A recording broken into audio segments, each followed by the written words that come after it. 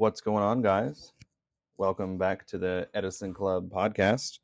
I'm your host, Mike, coming at you today with a mini episode. This could be anywhere from 15 minutes to 30 minutes to an hour. It just depends on how long I decide to actually just ramble and go on and on and on. If you're listening on Spotify or Apple Podcasts, thank you so much. Really appreciate that. If you're listening to this on YouTube, please make sure that you like, share, comment, and subscribe. Really motivates me to keep going, keep advancing at content creation, and keep advancing at the podcasts. So last time we had legendary Yu-Gi-Oh player Fraser Smith on here, and we're looking at having MWM Hydro Pump Mitchell Nouse on hopefully this week. I need to follow up with him, see when he's free, when he would be readily available to do the podcast with us. So definitely stay tuned for that. Keep your eyes peeled for that. But today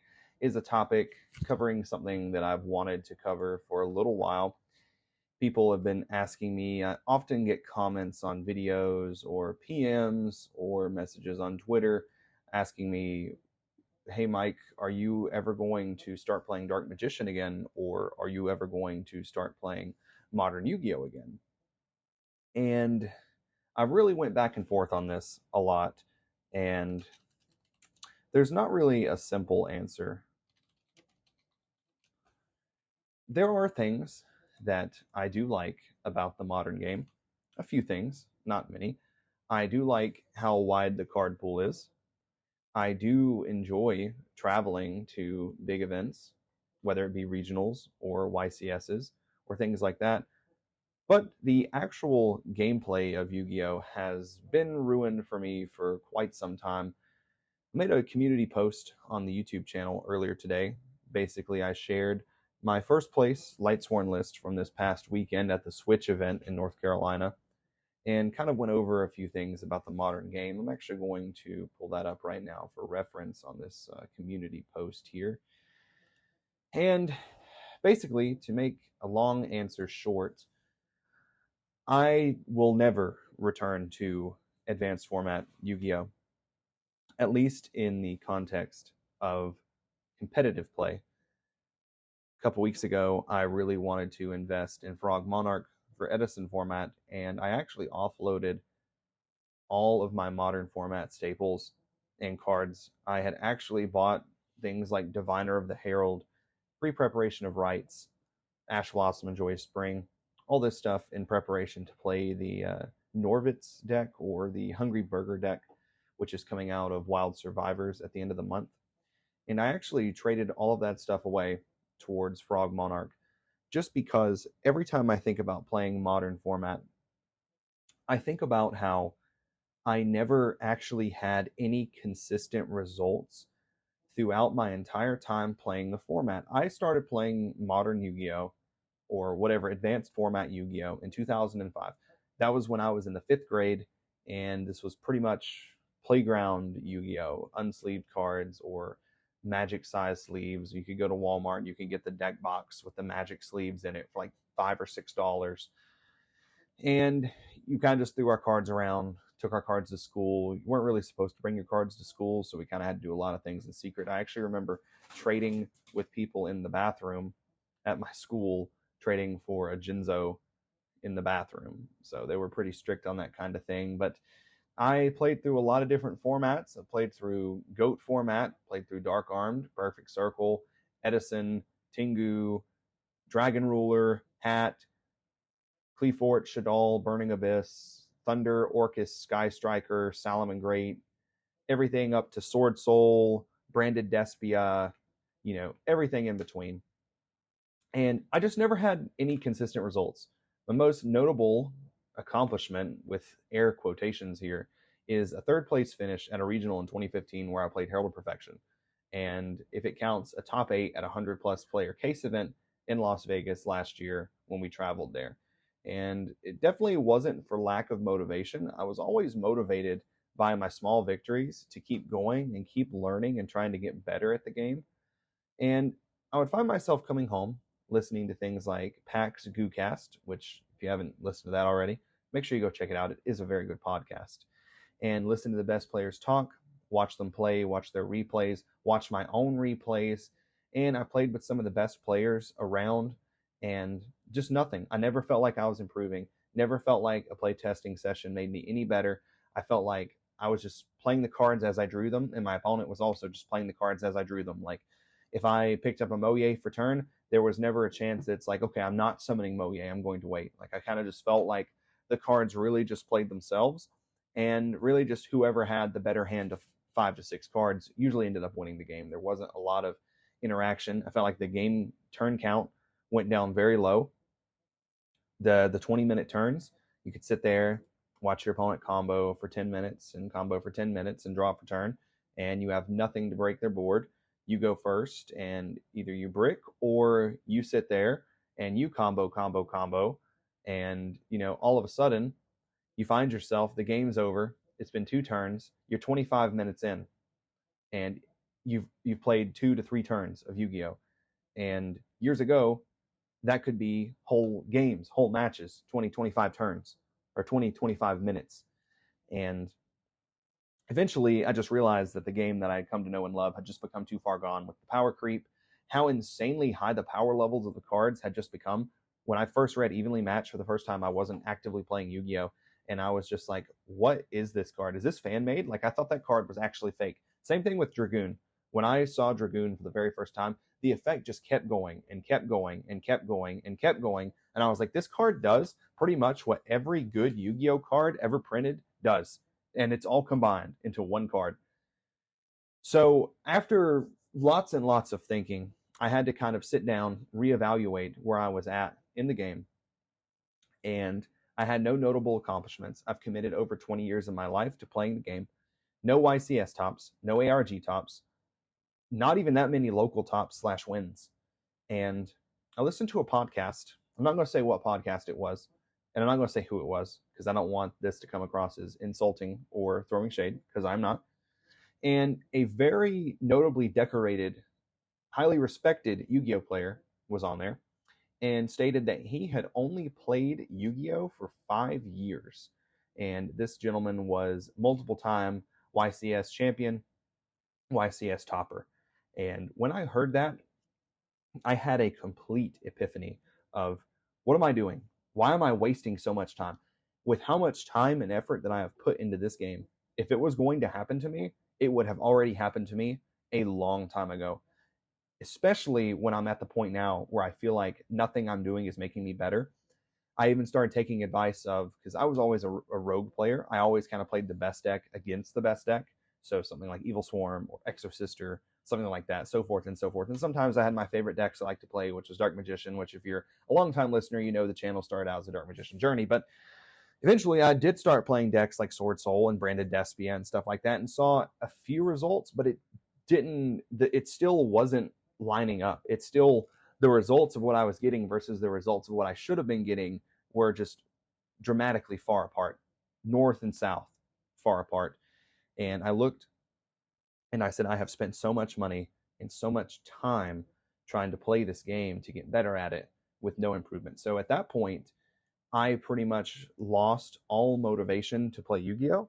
I did not want to play. I didn't want to spend the money. I actually took about a month off, didn't even go to my locals, didn't even want to spend the gas money to drive to locals, because it wasn't worth it to drive, pay an entry fee, and just get mopped because I can't play anything with my first 5 cards, or I have one play, it gets negated, and then I get OTK'd.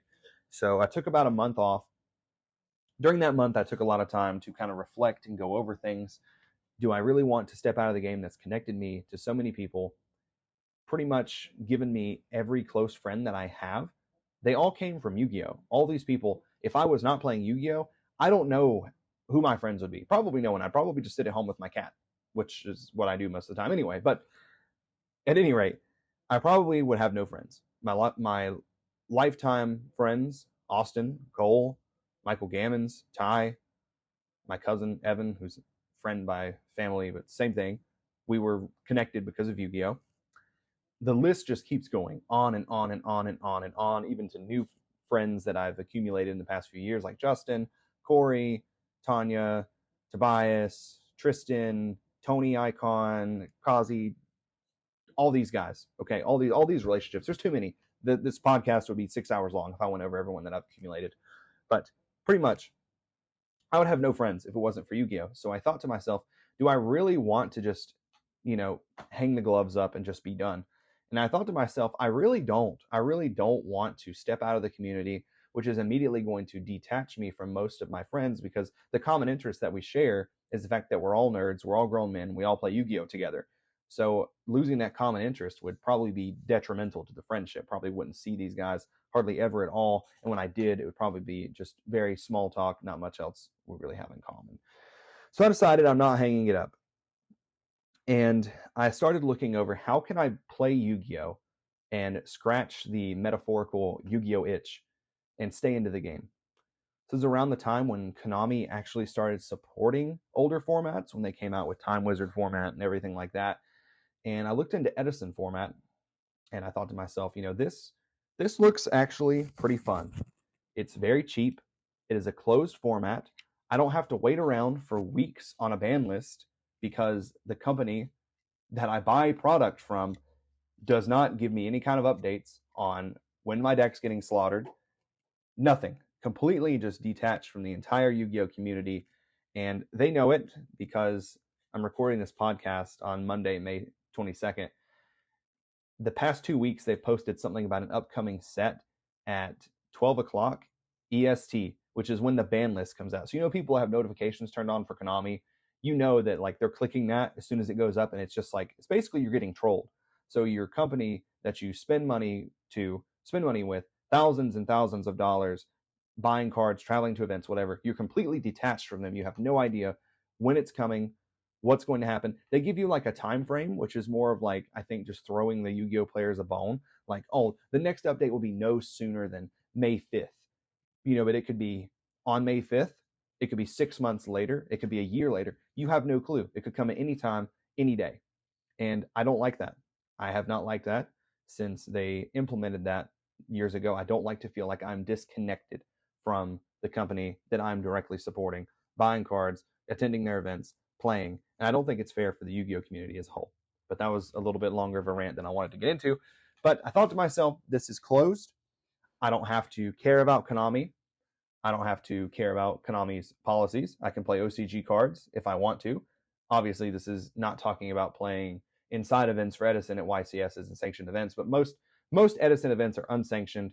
They allow OCG cards. Like, no one that plays Edison format is going to throw a fit on someone for playing OCG cards. It's just not going to happen. It just does not happen anywhere you go. So I started looking into this more and more and more, and the format was really just starting to develop at this time. And I built Diva Hero, was the first Edison deck I played, and it was mainly just me and my friend Austin playing Edison at first, and we played those matchups. And my cat's growling in the background, apologies. But we played that match a lot, and then eventually it started growing more and more. We saw that a lot of our players were also starting to get tired of the gripes and the lack of communication, the format, the cards being so powerful, everything that comes with playing Modern, they were all getting tired of. So I was like, hey, we're going to start playing Edison. We're going to grow this thing, get it going. And we kept playing. We'd meet up a couple nights out of the week to play test. And it really picked up and started going. One of the local stores in my area that I traveled to play is Picante Trading Card Games. They were the first to start hosting like somewhat local Edison tournaments, and it was a Switch tournament. And then we got it going at my locals Paradise Games in Mount Airy, which is 50-50 whether they fire Yu-Gi-Oh even in general or not. And also Easy Card Gaming in Greensboro, they hold Edison locals every Friday at 1 o'clock, which is really nice to be able to get testing in and hang out with your friends. So we little by little we kind of started going over and trying to figure out what decks we wanted to play. Were we more nostalgia? Did we want to play like historic deck lists? And we kind of quickly came to see that that was just simply not the way to play the format. We started looking into things like the RBET, EdisonFormat.com, looking at the decks that were winning, decks that were doing well. And from there, we kind of all ended up picking our favorite decks. For me, that was Lightsworn. Played Lightsworn across several Yu-Gi-Oh formats in my life. And for others, it was Black Wings or Dragons or Gladiator Beasts or Frogs. Pretty much, we all have pretty much every deck in the format with someone. So that brings me to my Edison format experiences. So we started playing very casually, just with each other, trying to get better. We all thought we were great at first. This is so easy. We lived this time. We're going to be so good. We were all hot garbage. We all scrubbed the first few events we went to. I absolutely bombed the first few Edison events I went to. Switch tournaments, I'd go like 1-4. The only win I get being the bye. 1-4, 2-2, 2-3, whatever, so forth and so forth. We drove all the way up to Pennsylvania earlier this year for a PS5 event. I went 0-3, didn't even win a game, got swiftly 2-0'd by everyone that I played against, and I was kind of down again, thinking about, what am I doing wrong? Is this game just not for me? Why can I not win? At the PS5 event in Pennsylvania, I lost to a Blackwing player. It was his first day playing Edison Format. Absolute first day, got swiftly 2-0'd by him. I had the lock. I had Consecrated Light, Royal Decree, and I was playing Christiasworn. And we passed back and forth. I can't draw anything. I cannot draw any playable cards. I'm drawing like Soul of Purity and Lights, nothing engraved to play. I'm drawing stuff like Herald of Orange Light, nothing to do. Eventually, both of our hand sizes are just massive. He's been setting cards. I've been setting cards. He just goes, he draws for turn. He has one spell and trap card zone open. He looks at it and he says, I didn't mean to actually play this today, but Chalice, he plays one Chalice that he left in by accident on my Consecrated Light, and the game just ends. He goes, Sirocco, Bora, Bora, Bora, attack, drop 3 Kalutes. That was in game 2. Absolutely demolished. And when I say that I was so defeated after that, I think that if I just didn't know better, I think that I would have went up to the counter, said, what will you give me for all of this stuff? What will you give me for my deck, my playmat, my binder, everything? And I thought about it several times, just because I felt like I put in, yet again, all this time, all this effort, absolutely not getting any better. Flash forward a couple weeks, my friend Blake moved back. He's a traveling missionary, goes everywhere in the world pretty much. Moved back to our small town, and we started talking about Yu-Gi-Oh! And he wanted to play Yu-Gi again, but didn't feel like getting involved in modern Yu-Gi-Oh! For all of the reasons that I've previously stated throughout the course of this podcast: the cost, the cards, just everything that goes into modern Yu-Gi-Oh! So he got into Edison. He started helping me, going over stuff, and he kind of got me thinking about, like, stop thinking about the worst case scenario in everything, because I would deck build with the worst case scenario in mind. Like, I'm not going to play Monster Reincarnation because they'll always have DD Crow. I'm not going to play this because they'll always have this. I'm not going to play this because they'll always have whatever. And a combination of him talking me down on things like that, listening to Fraser's podcast, where he talks about, sometimes you just have to say, I don't believe you. You don't have it. You don't have this card. You don't have it. And numerous things I've touched upon on podcasts before. The theory of Heavy Storm. Heavy Storm is a card in your deck. You play it in your deck to activate Heavy Storm. You don't try and just wait 2 or 3 turns to 5-head and try to pick off back row one at a time and use Heavy Storm as MST. You just drop it. And if they have Judgment, they have Judgment. If they have Starlight Road, they have Starlight Road. And adapting that philosophy really helped me, because I never realized how many people set 2 to 3 back row with no protection. And every time I draw heavy, I'm slamming that thing. If you got Road or Judgment, you better flip it over with the Swiftness. That's all I can say. And listening to Cameron Saunders, who still deserves so many more subscribers than what he has. I think he's almost at 200. That guy is so smart when it comes to Yu-Gi-Oh! I have his notifications turned on every time he uploads a new video. Either whether it's with Fraser, whether it's one of his like little talks that he does. I don't know if he's really come up with a name for that segment or not, but I listen to all of them. I listen to all of Fraser's podcasts with Yu-Gi-Oh! And some of the ones that aren't Yu-Gi-Oh! Related, but mainly the Yu-Gi-Oh! Ones. MWM Hydro Pump, Beast Mode, Carpath, Frog Slicer, E3 Yu-Gi-Oh. I listen to all of these guys, and including like my local Edison players. We have a group chat with actually all of the best Edison players that play. We have Rycoco07, we have Cameron, GYBU. There's so many in there, I can't even name them all. Fraser's not in there. We haven't added him, but Hydro Pump is in there. All the best Edison players are in this group chat. And it's like such a nice resource to be able to just talk to the pro players in Edison format and then not gatekeep you out of the format. I feel like a lot of the modern pro players are just completely disconnected from the community. They try to gatekeep players from getting better. There are some that actually do try, but a lot of them are like on Metafy, like, oh, pay me $100 and I'll give you 30 minutes of my time. And someone like Cameron or someone like Hydro Pumps, like, I'll help you for free. I've even had Keegan from E3 Yu-Gi-Oh help me for free. Never once mentioned charging me $100 for 30 minutes of their time. And I think that talking to a lot of these people and watching them play really helped me get so much better at Yu-Gi-Oh. And it's like at Edison events that I travel to, every player I play against is good. Every player I play against is on my level or better. And I think that's where I've seen the improvement. So moving up to a couple months ago, the first event I went to after the PS5 event when I absolutely dumpstered it was a small tournament at the side deck. I think I got 4th there. And that was playing Pure Light Sworn. I ditched Christia Sworn, went back to Pure Light Sworn. I was like, this is my deck. This is 100% my deck. Pure Light Sworn is my deck. And ever since then, it's been all about the small victories, making, maybe improving at Switch events. Instead of going 0-4, I went like 3-1, just barely missed top cut. Stuff like that. Just this small steps to improvement.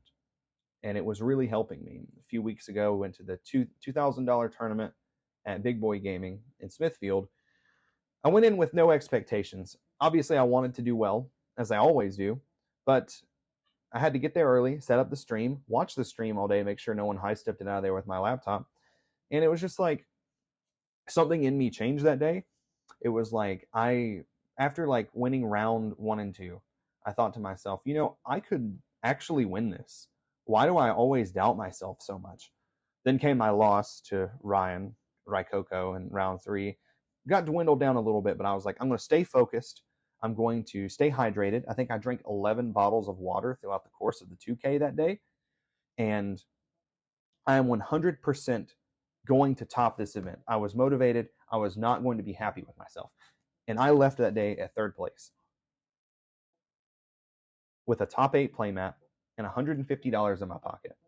And I thought, now I've got here. How do I stay here? How do I not regress? How do I not go from getting 3rd place at a $2,000 event with 60 people to getting 15th again? And I think the thing about it was I was just like, I'm not taking my foot off of the gas pedal. I've gotten this far thinking in the way that I think, listening to people. I'm not going to stop, because I think every time I've ever stopped and thought, I'm good enough, I'm good enough, that's when I've regressed, started doing poorly again. So this time I said, small victory or a big victory, 3rd place for me, big victory, especially considering a month and a half ago I was dumpstering everything I went to. So I reevaluated, looked at what I did differently. I played smarter. My deck was built smarter with the help of some friends. And I was motivated. And I just really feel all around like I was just in a much better headspace. I feel like I believed in my deck. I was confident in my abilities with the deck. And I feel like I had a lot of people in my corner really pushing me to do well. And I think that that's really important. Then we go forward a couple weeks to last Saturday. There's this Nintendo Switch tournament. It's like 16 players. And I managed to go undefeated the entire day, 6-0. Didn't lose to anyone. Huge, huge victory to me. Maybe small to some people, and that's fine. Everyone can measure their victories in whatever weight they want to. You can measure your weight in gold, or you can measure your weight in feathers. It doesn't matter.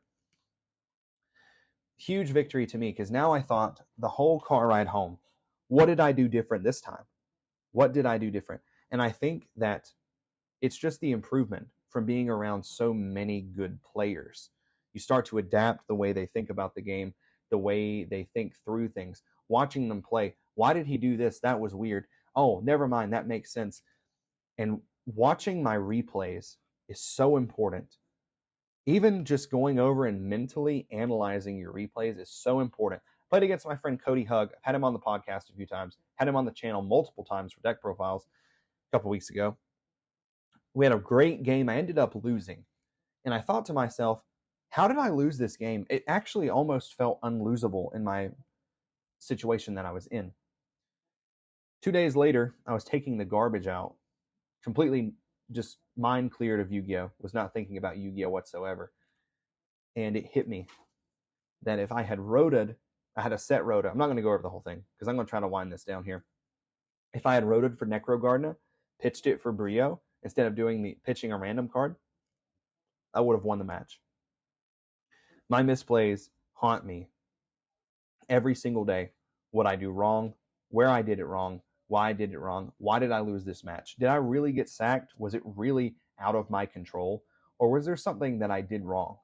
And 9 times out of 10, it's the last one. Something I did wrong, even if it's something so minuscule, like should I have crashed Card Trooper into Cyber Dragon to be able to draw a card versus using Celestia to pop Cyber Dragon? Just small things like that. Like what would that card have been? You know, my next draw for turn was Judgment Dragon. If I had drawn that a turn earlier off Card Trooper, could I have won because of it? Definitely never stop until you reach your goals. You've come this far, and I just wanted a way that I could be better. I wanted a way that I could see improvement. That's why I got into Edison Format. I wanted to be able to look back and say, all of this has been worth it. I found it. The returns that I've gotten from the format, they just keep rolling in. This is just the start for me, and we're going to stop this thing at 30 minutes. I just want to say thank you to everyone that's helped me. Thank you for everyone that has talked me down when I was like, I'm quitting this stupid game. I stink. I can't do anything. And for them saying, get out of your own head. Stop being a baby. Get back out there. Figure it out. Thank you all for saying that, because I really needed it. And it's the reason why I've gotten to where I am. And it's the reason why I'm still not happy with where I am. Even with the small victories, or I guess large victories to me that I've had lately, it's not enough. I don't want to stop. I'm not going to take my foot off the gas. And I'm going to put the time in. I'm going to keep going. I want to keep growing, getting better, getting better. Some people say, well, what are you going to do when Edison Format dies? And I just tell them, I'm on to the next Time Wizard format. I have no problem playing Tengu Plants, playing Hat Format, whatever. I have no problem moving to a different format if something ever happens to Edison Format. And I will do my best to strive to be the best that I can be in those formats too.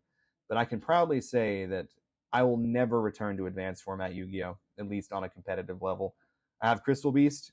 I might whip them out from time to time, play a couple for fun games, but Edison's my home. Edison is where I've seen the most improvement at the game, even over such a short amount of time. 20 years of playing advanced format Yu-Gi-Oh! Can't look back and think of a time where I ever felt as if I grew as a player or got better as a player. 1 year into Edison Format, I feel like I've went circles around myself in modern format. And I am incredibly proud of myself for it. And like I said, this is just the beginning. Thank you guys for listening. Thank you for being a supporter of the channel. I can't wait to watch us all grow together. And I hope that you guys enjoyed this little small bonus episode of the Edison Club podcast. So make sure you stay tuned. Like I mentioned at the start of this, we are going to have MWM Hydro Pump on here very soon. And that's for sure to be a good episode. Thank you all for listening. Hope you have a great rest of your week. This is Mike from the Edison Club, signing out until the next one.